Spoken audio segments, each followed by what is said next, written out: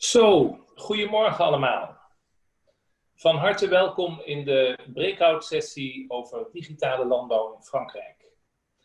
Ik ben Martijn Wijtens en ik ben sinds deze zomer de landbouwraad in Parijs voor Frankrijk. Dus een relatief nieuw gezicht. En ik heb dit georganiseerd samen met een team, waaronder Annelies Dijkema, mijn rechterhand op de ambassade, die er heel veel in gedaan heeft. Even een paar praktische dingen voordat we beginnen. Graag jullie microfoon uit, zodat we geen achtergrondruis hebben.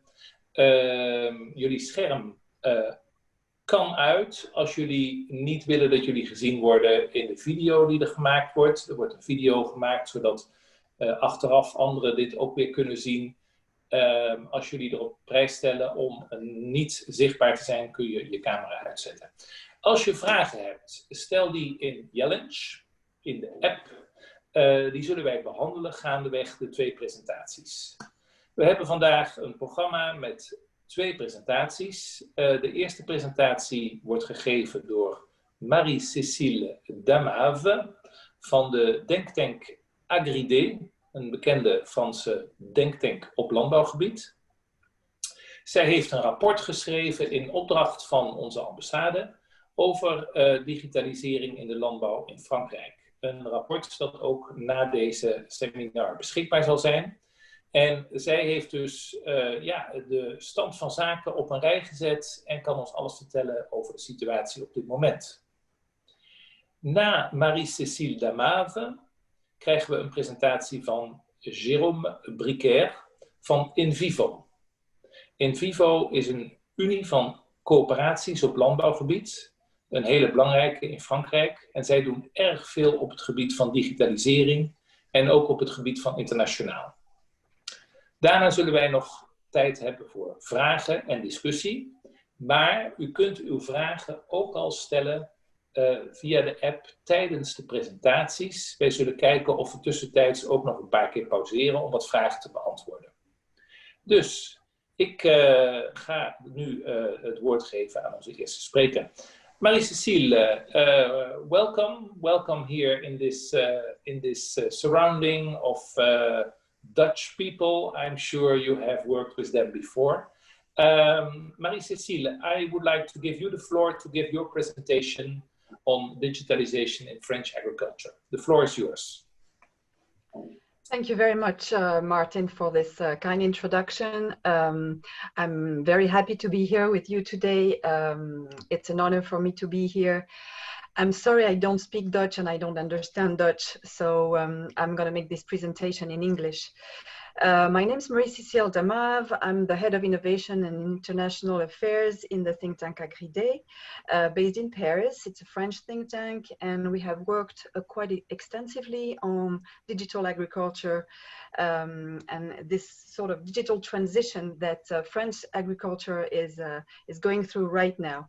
And I'm going to present you what is French agriculture, its digitalization, and the different types of opportunities that there are for newcomers on this market. So, first of all, agriculture in France. Well, it's a very organized industry and it's in transition.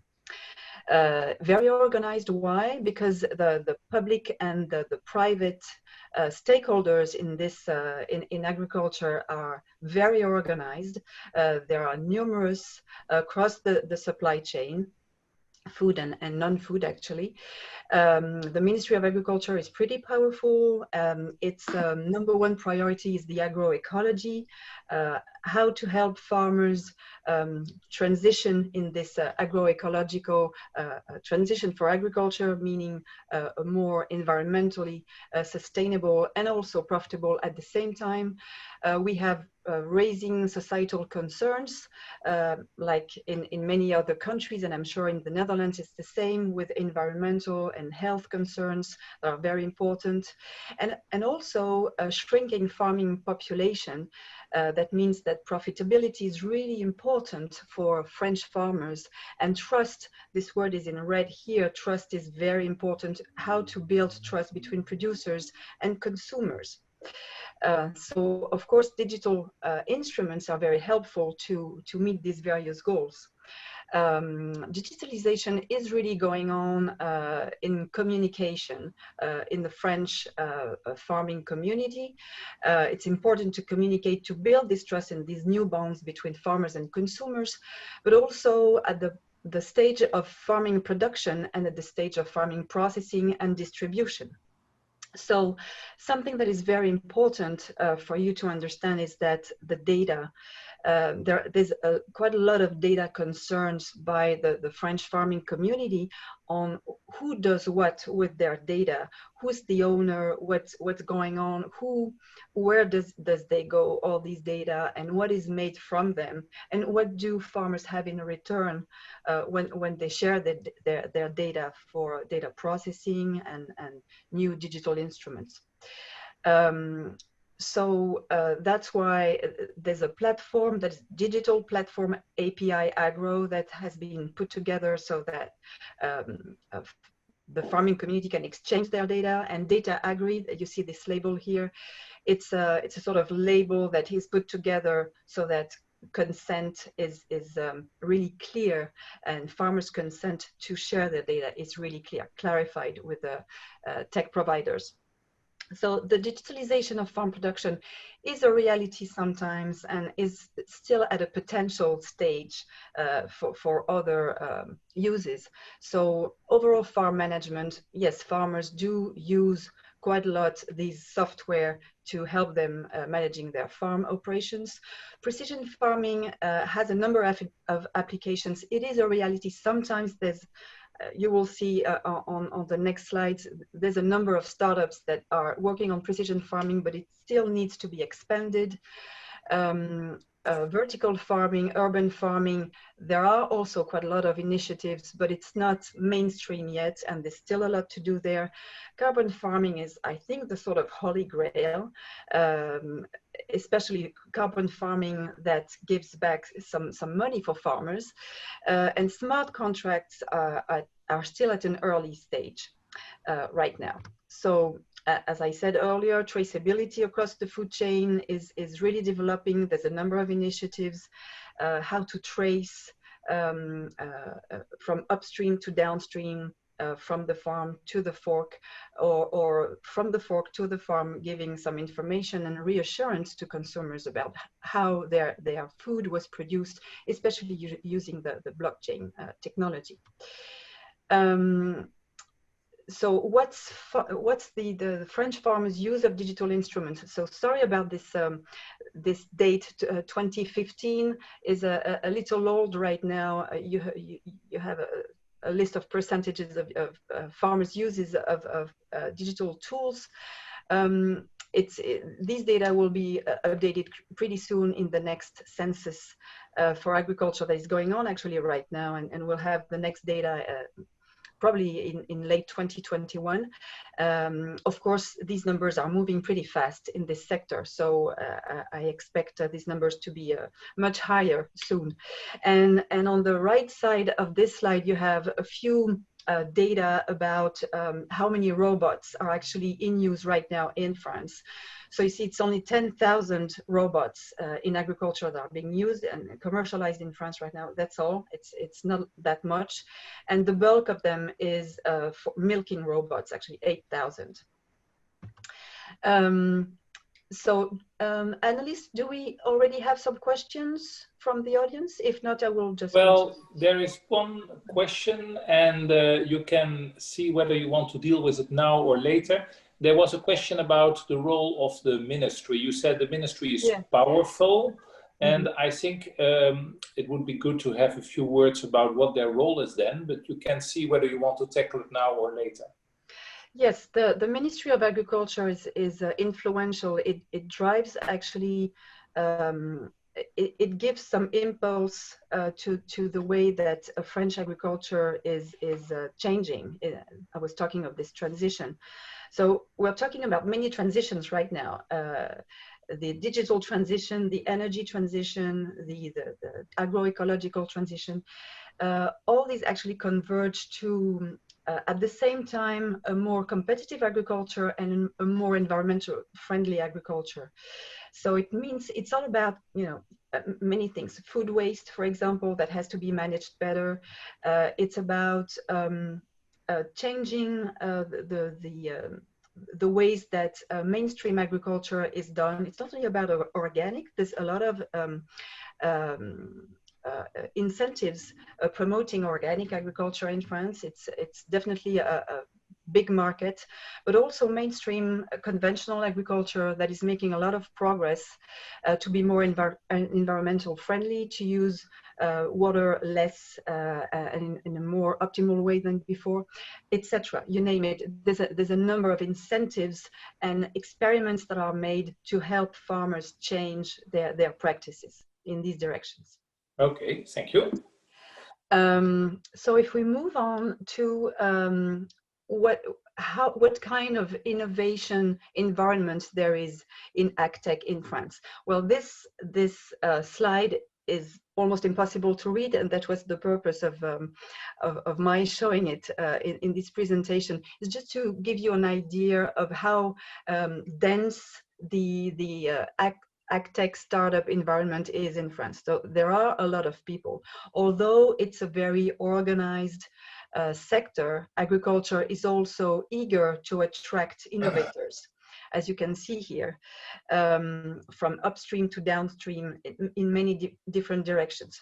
So to make it easier for you to read it, I have found another mapping of innovative AgTech startups, and it's actually prepared by BPI France, that's the French Public Investment Bank, and the Ministry of Industry. So you see here, what's interesting about this mapping is that you have 5 different sectors where these people, the Ministry of Industry, believe that there are promises for innovators. So decision support tools, software helping farmers to manage their farm better, agrobotics, especially in weeding, finding alternative ways to weed, alternatives to chemical herbicides, especially new proteins. We're getting a little further from digital agriculture, but innovative proteins, especially from insect,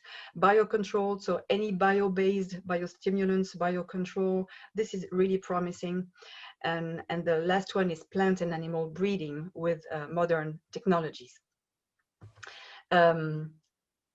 Talking about innovation systems, I think it's important for you entrepreneurs coming from the Netherlands to understand that if you understand the needs of French agriculture and how the environment is organized, I think it's also important that you understand that there are already some innovation ecosystems where you could plug in and be part of these networks so that you could interact with other innovators. So the one on the top left of this slide, it's 2 associations of AgTech startups. Co-farming has, I think, 15 members. La Ferme Digitale is bigger with 50 members, but all their members are French. So I'm not sure these ecosystems would be appropriate for you to penetrate. However, on the other hand, you have some business fairs that are actually pretty active ecosystems. So FIRA, for example, is the International Robotics show that takes place every year in December. This year it will take place, but digitally. So I'm sure it's still time to attend or participate. Another example is SPAS in the middle. It's an annual livestock show. It's international, takes place every year in September in Rennes, Brittany. CIMA, of course, is very important. And I'm sure you all know it already.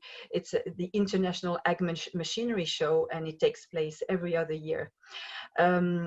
Another example is an association, the Association of Agrobotics, Robagri. So I'm sure this would be very interesting for the Dutch companies proposing robots for agriculture to be part of this association.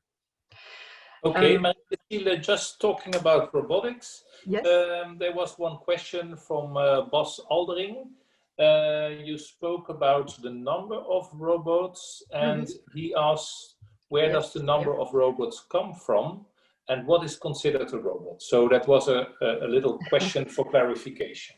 Okay, so yeah, I'm sure this question about this graph. This graph actually comes, or this sort of infographics comes from the press leaflet that was put together for the next show on robotics, FIRA, that I just mentioned. Comes from the press kit that they published, and the source is Axema. You see down this slide. Axema is actually the ag machinery industry organization in France, and they put this number all together, and that's the most recent. These are the most recent data. So this is 10,000 robots, including 8,000 for milking cows. 2,000 to take care of manure and animal waste, and then only 100 for weeding, for vegetable production, and only 10 for viticulture, so grapevine. So okay. That's not a lot. Okay, so getting back to these innovation ecosystems, some very important innovation hubs that are called in French pôles de compétitivité, meaning competitivity clusters, something like that. They are labeled clusters that bring together private companies, big and small, but also research bodies, public and private, and educational establishments, universities, engineering schools, in specific regions, in order to develop synergies and collaborative innovation projects around a shared theme. And so there's a whole website, it's all translated in English for these clusters. And I think there are 55 clusters in total in France. And some of them deal with agriculture and technology. And they are mentioned here. You have all the logos of these ones. Vitagora, the one in the middle, for example, is based in Burgundy and is focusing on food. IAR is the cluster for the bioeconomy, so they're all industry oriented. How to value the biomass into food and non-food products, in energy, in biomaterials, for example, energy. And they are based in eastern France and northern France, while Agri Sud-Ouest Innovation, the one on the top left, is based in Toulouse, and it's also all about agtech. So each of them is specializing in one sector inside agriculture, and could be a good way to penetrate the French market because of the networking opportunities that they provide, because of the training they provide. And also their knowledge about regional characteristics and needs, actually, in France. Some other very important innovation hubs, I think, for agtech are university innovation hubs. And here you have a list. Unilassal, for example, is a university that is in the north of Paris, and that has a chair on ag machinery that is very open to the private industry and making farming experiments, etc. So, and you have a number, they're all here. So if we don't have any other questions, then maybe I could conclude with the business opportunities now. I think that's very interesting for Dutch participants. So yes, please go. Okay, so just 2 more slides. So business opportunities. I think French farmers today have the opportunity to discover a number of various solutions and services in agtech, digital solutions. Some of them they have already adopted and they are not always very happy with them. So they need to be improved, they need to be more accurate, maybe more reliable, and they need to be more interoperable, meaning they need to talk to each other, because sometimes you have some digital systems that could be interoperated so that they would use one another's data, and data processing could be improved, and then more efficient services could be provided to farmers. And sometimes it doesn't work that way yet. So this could be improved. They of course need to be accessible. Farmers need to be educated about the way to use these solutions. Of course, they need to be profitable, and return on investment is very important for farmers. Trust, I have already talked about it. The transparency of where the data is going, and also the transparency for the consumers on where does the food come from and how it was produced, and social benefits, of course, for both for farmers, for producers, and the various stakeholders in the food chain. I have already talked about the ecosystems of innovation. I focused on technology clusters and universities, but also agricultural cooperatives are very important, and they do represent very interesting and promising networks of innovation. And you will have with Jérôme Briquer, you will have the great example of In Vivo, that is a union of cooperative that is very dynamic, and he will present you how open this union of cooperative is in terms of innovation and worldwide stakeholders. Something that is very important to me is the gender gap. I think there's an opportunity for women to take their part, to take their share in this pretty innovative sector in agriculture. Of course, it's you see more men than women in this sector, so having a woman face representing a CEO, representing an agtech startup is a change, and could be a plus in this environment. And I had recently an interesting experience with a Women in Agribusiness conference that was in Europe, and invited a number of women CEOs of agtech startups, and it was, I think, pretty interesting. And it's just a change, and maybe women tend to approach things a little differently than men, so it's something different. Final slide, business opportunities. What kind of examples I could give that are probably the best promising for newcomers on the French market? Intraplot modulation systems, I think it is very promising, and many things are lacking here. There are some French startups working in this area, but I think there's a potential to do more.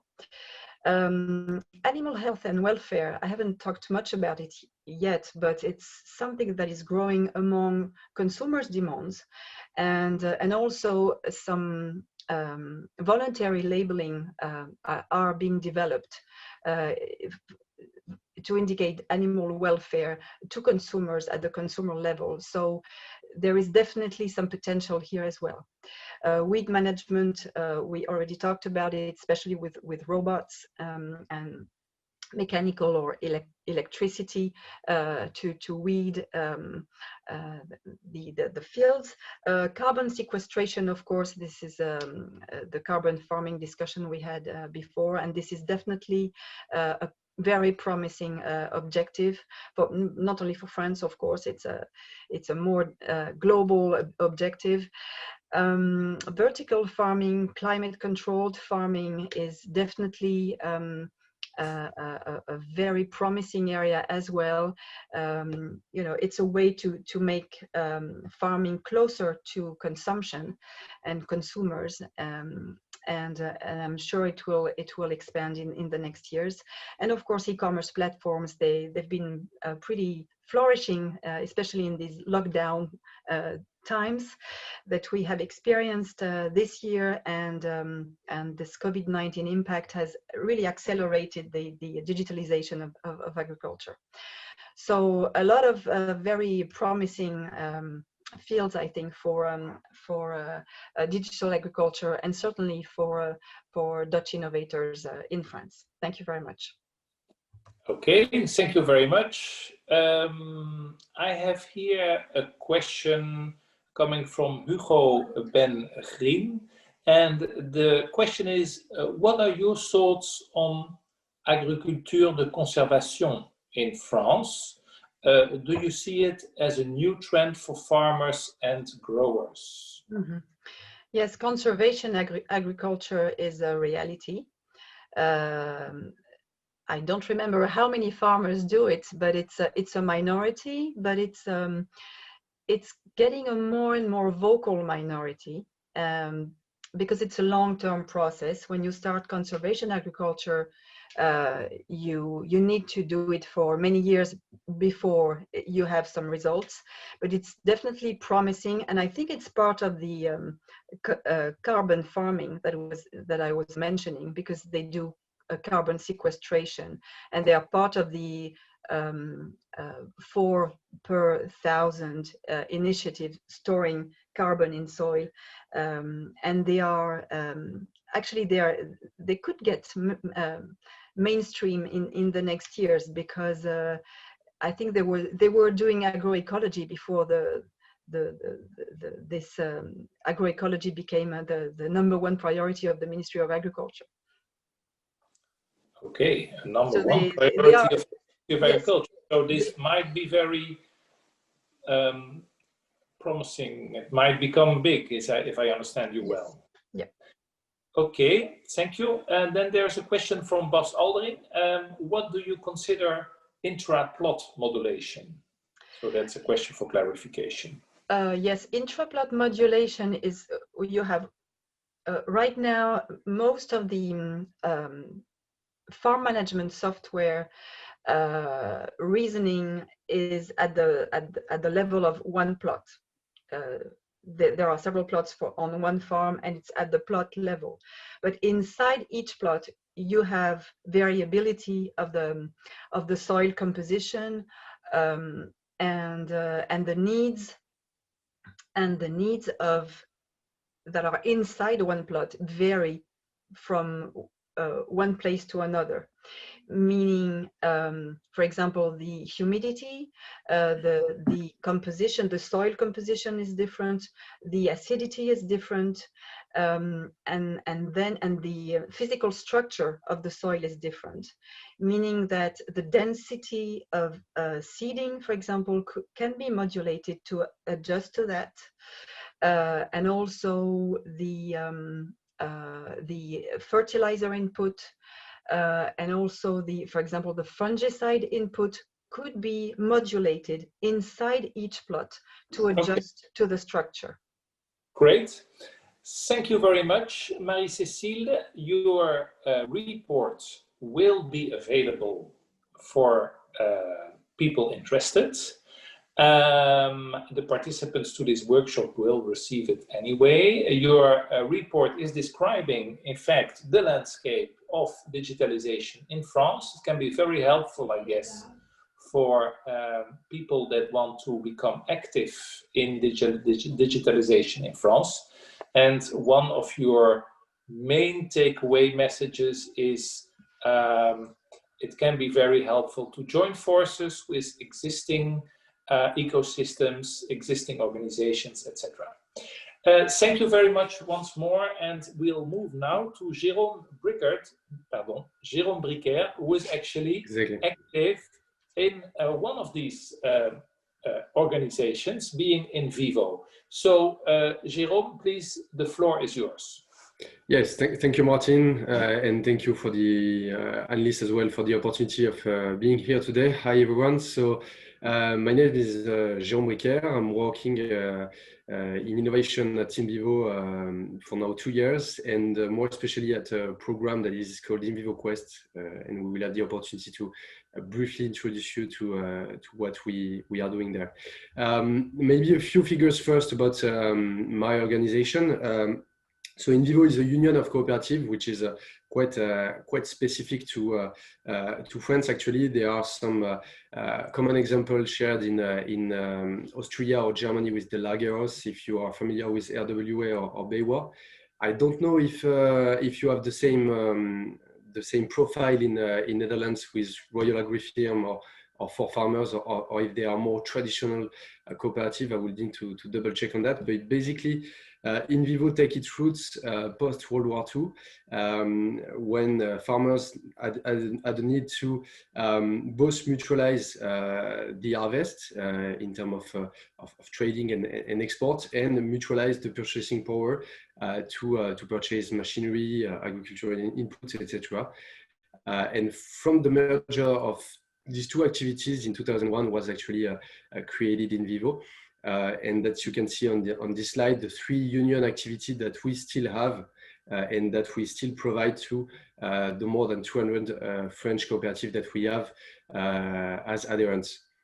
So roughly InVivo is now more than 5,000 employees worldwide, a bit more than 5 billion euros in revenue. And in terms of French farmers, that accounts for 300,000 farmers, which is roughly 1 out of 2 French farmers, which is somehow affiliated with InVivo. Beneath that, we have built several lines of businesses, really from the farm to the fork. So starting with agriculture, we have some wine activities in terms of branding and distribution worldwide of wine. And we have now retail, which used to be more gardening, but now we are moving more and more to food stores with some organic food and locally sourced. But I think the focus of today will be about agriculture and digital agriculture. So I will focus on BioLine for the next slide. Marie-Cécile, thank you very much. So BioLine by InVivo is actually the ag division that we have within InVivo, initially purchased from Syngenta a couple of years back. Now it offers everything the farmers need, from seeds to consulting, and we are more and more launching new digital offers. So you can see here on this slide, we have the classic FMS, if I may say, so farm management system with MAG. We have BIP, which is Precision Farmer. There was some question before on intra-plot modulation. This is the concrete example of what we are doing. So nitrate, phosphorus modulation at the size of one plot. We are testing a lot of technology in-house, and we are testing through a network of living lab, which is called Ferme Leader, and another one which is called AgriNovex, just outside of Paris. So more than 30 technologies powered by startups and innovative SMEs are actually currently being tested in our network. So the end game is really to co-develop solutions because we have a lot of R&D in-house about digital solutions, about life science solutions as well, but we do not have all the cards. Marie-Cécile spoke a lot about the environmental criteria that we need to meet now. We do not have in-house all the solution, and we need to structure it and foster an ecosystem that will assist us in meeting the next challenge in terms of environment, in terms of rentability for the farmers, which is another huge topic, obviously, in France. So we have a lot of initiatives in terms of open innovation within InVivo, one of which being the project I'm working on, which is called InVivo Quest. It's a project that is now 4 years old, and it's an open innovation platform, 100% powered by and financed by InVivo, but which is really collaborative, and on which we are working really together with other European cooperatives, with agri-food players such as Nestlé, European cooperatives such as RWA on Austria, Landmannen on Sweden, for instance. We are talking with Royal Agri-Firm on Netherlands as well. And so the end game really here is to be able to detect the best project, the best European projects in order to provide them with growth opportunities. And by growth opportunities, we do not mean acceleration or investment necessarily. There are hundreds of accelerators or VCs that do that just fine. What we provide is giving them access to the positioning of InVivo, the implementation on the territory, and giving them co-development opportunities with the different business units that we have in-house. So last year we conducted a global sourcing. No, yeah, this slide, please. A global sourcing on Brazil and the US, and we saw that, of course, that these are ecosystem hubs that are heavily powered either by government or private funds, quite structured, and where local champion can quite easily emerge. We believe that was not the case with France, despite the fact that there are a lot of great initiatives powered by EU, H2020 or Horizon project, for instance. But for the later stage projects, it tends to be more complicated to really be successful on the whole continent. And startups tend to go to the US before attacking other European markets. So what we would like for this year is to from a number way, really go in that sense and try to create more interconnections between countries and ecosystems. For this 2020-2021 year, we focused on 7 European regions, so 45 countries of that you can see on this map, 45 countries of continental Europe. And our goal is really to meet with the top 8 or top 10 startups or SMEs of a region. So let's say Northwest Europe for your region, for Netherlands. And then later enable you to meet 3 sets of experts on technical experts, so agronomists most of the time, or experts in computer science in some cases, business experts, so this will be head of business units from InVivo or from the cooperative I just mentioned before, and the last one is finance with venture capitalists or business angel networks. So each of the meetings lasts around 30 minutes, and what we offer is really to give you a quick prospection on several of this market, but starting from France, by investing only 1 hour 30 minutes of your time in meetings, and giving you the opportunity to meet a lot of key decision makers in that time. If I can go just briefly into the last slide, then I will conclude after, maybe. Yes, go ahead. The last one, please. Thank you.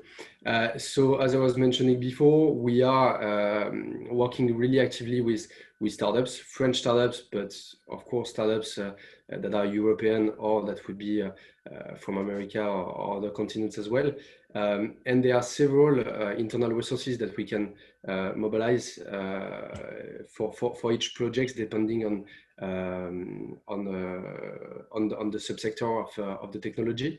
But we are really actively testing a lot of technologies. That's the case with Farm Leader, as you can see, Agrinovex, which is a pilot farm just outside of Paris. So we are testing irrigation technologies, biocontrol technologies, soil sensing analysis. You can have the example with Tenon.